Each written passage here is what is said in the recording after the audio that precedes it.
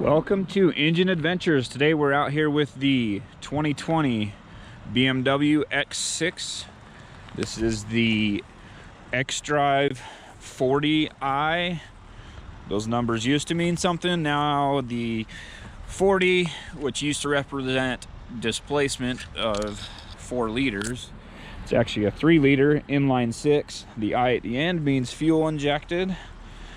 And the xDrive means it's all-wheel drive. So this one is the kind of the mid-range. They do offer the M. This engine is the same 3-liter straight 6 that's turbocharged and used in the Supra, among many other vehicles. And it's a very well-performing engine. It's rated at 335 horsepower. I'll put the torque up on the screen as well.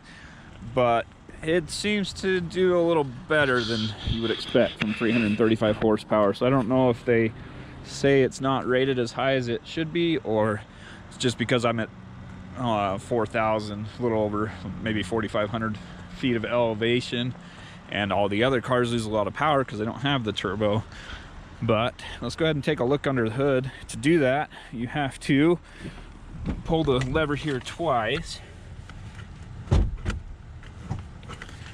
But you don't have to go searching for an additional latch. So in typical BMW fashion, it's all covered up. Hard to see what's going on under there, but you can see the extra supports for the shock towers for the suspension to keep it all really stiff. And this car is very stable, stays flat in the corners, handles really well. And it's almost more of a car than an SUV. It's got those 20-inch rims. You can get optional 22-inch rims that decrease your sidewall even more. As you're cornering hard, your sidewalls kind of lean on your tires, and having the bigger rims helps prevent that. It does have a good sized sunroof. Let's jump in, take a look at the inside here.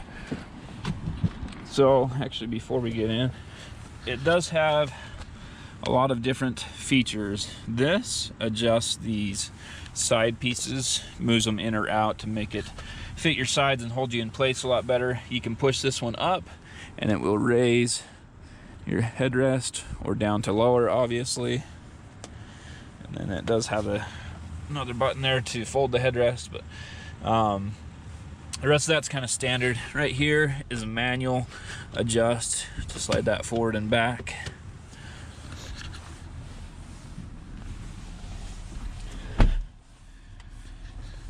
So there are a ton of things. I'm not going to go over all the technology features. And a few things to note. Right here on the top button is how you adjust that one screen there on the right. And it took me a little bit to figure that out. I recommend reading the owner's manual, especially on a car this complex. Those are the headlight buttons, which is kind of interesting.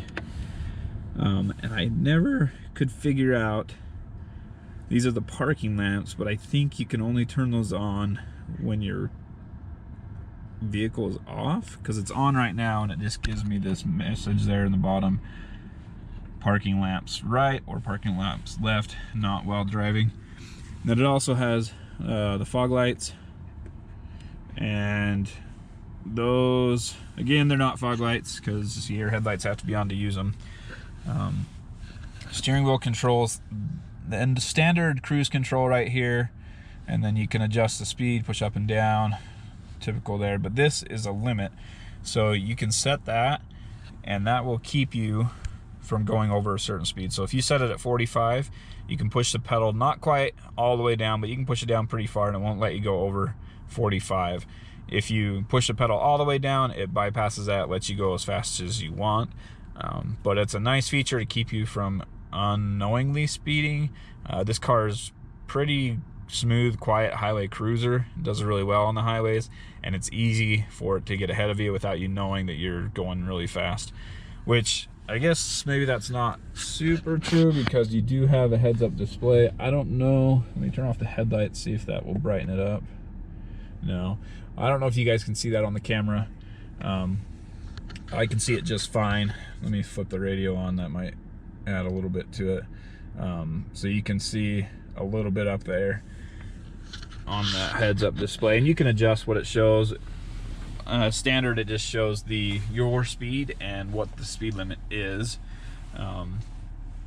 Here on the map, you can control it down here. All these buttons. This is all touch screen as well, and you can change what displays you want in there, and obviously scroll through them, put whatever you want. So I like to keep the radio, and then this one's just kind of fun when the map's here, but the map is also here. I'm on a section of off-road area, I guess, so it's not showing any of the road lines, but it'll all show up there. Lots of cool features. You can mess around with all that. I'm not going to get into it all.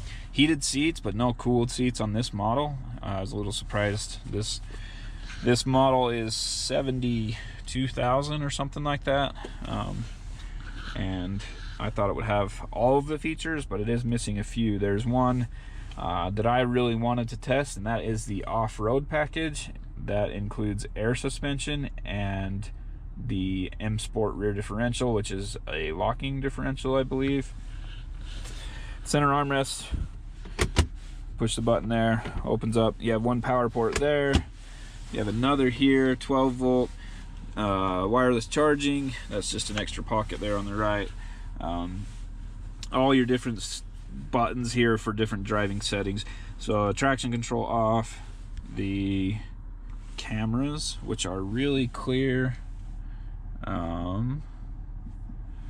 Sorry, normally I'm in drive. I'm not quite used to this one, but we put it in drive, hit the camera button, and you can change it, change all the settings on it. Let's go to reverse. There we go. It does have automatic parking. I never tried it. And really clear cameras. I don't know if it's picking up super clear on this one, but super clear. It's good to see it all. I thought the Infiniti had good cameras. The cameras in this thing are much better than the ones in the Infiniti. Getting close to something, it'll show, and then it'll switch. You know, it's giving the nice views of everything that you're really close to.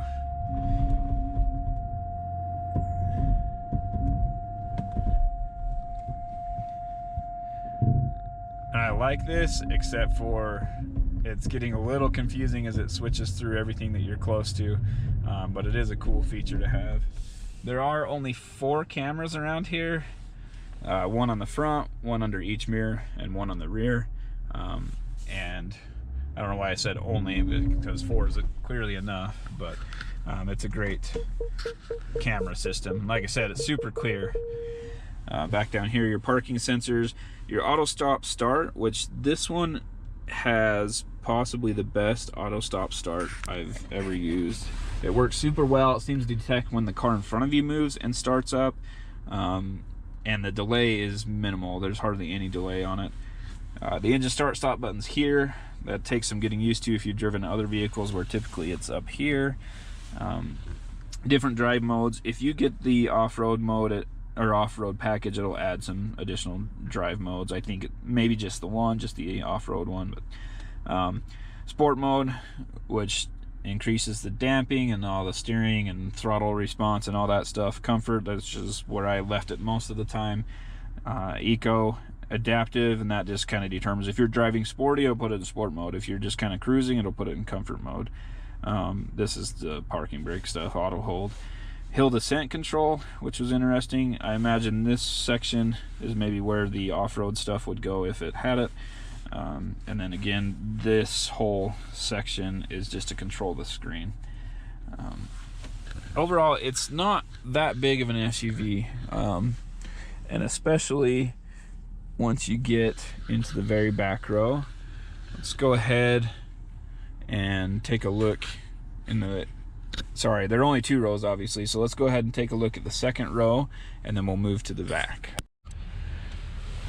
All right, so here's the second row, and when we had car seats in here, they would basically touch the seat back, so there's not a lot of extra room. But actually, when I'm sitting here, I mean, I've got a decent amount of space. Sorry it's so dark out. It's, the time change made it so it's darker earlier, so a little bit dark still. I imagine this is to mount a screen or something in there, and then your USB power ports, and this is the same on the other side. No heated seats back here in this trim, but you do have 4-zone climate control, so each rear passenger on either side can adjust. One interesting thing with the front is it is the 2 separate zones. You can adjust your fan speed, so the passenger can have a different fan speed than the driver, which is excellent. That doesn't always happen. Center armrest here, just a tiny storage area, and then cup holders. And then up here are your lights. And I'll put up the night stuff. You can see, might be able to see this green tint here. You can change all these, so the top's white and the bottom's green, to blue, to violet, or make them both the same, or whatever. There's a lot to change there. All 4 of the sills have the BMW logo there. So around back, this thing is a hatchback, so they call it the even number X series, so that I believe there's a 2, 4, and 6 are coupes, and then the odd numbers are SUVs or wagons. I think they call them wagons, not SUVs. So, and they're all SUVs, but the wagon style, instead of having the slant back here, it comes back and then drops down, and then the coupe style has the slant.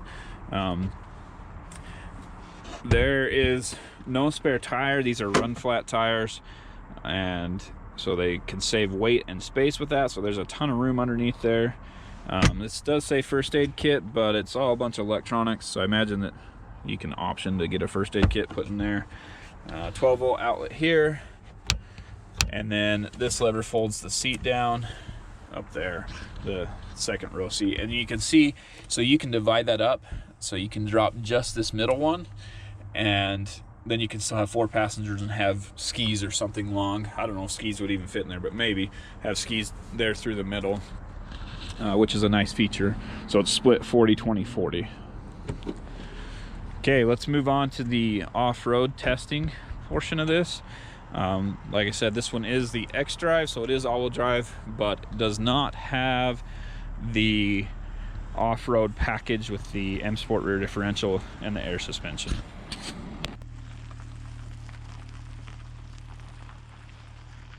So the X-Drive system is a 40-60 split full-time, so you're always in all-wheel drive mode. It has 40% to the front, 60% to the rear, and this works through a wet clutch, and that difference of pressure on the clutches is applied through an electric servo motor, and then it has an actuator disc, so it applies more pressure as it wants to transfer power forward. The rear drive shaft is full-time, always connected. BMW will tell you that it can transfer up to 100% of power to the front, but in reality it comes to a 50-50 split front to rear, where their idea of 100% power to the front is both rear wheels are on ice and you're getting no power there, so then the power is all going to the front wheels that have traction. On the flip side of that, the rear wheels do have the ability to have 100% of the torque going to them without any power going to the front wheels. That clutch can completely disengage. What this means for on-road driving is that if you're getting understeer, more power can be transferred to the rear to help you steer around the quarter, maybe give you a little bit of oversteer. And then if you are oversteering too much, power can be transferred forward to the front wheels to help you straighten back out. And to transfer power side to side, it just uses the ABS system like so many other vehicles do. This one is aggressive enough that it actually works pretty well. There were a few times where I actually had my foot all the way on the floor, like right here, and it kind of took a minute before it transferred the power to one side, you know, from the spinning wheel to the wheel with traction. But eventually it did it. You see it just was able to make that climb.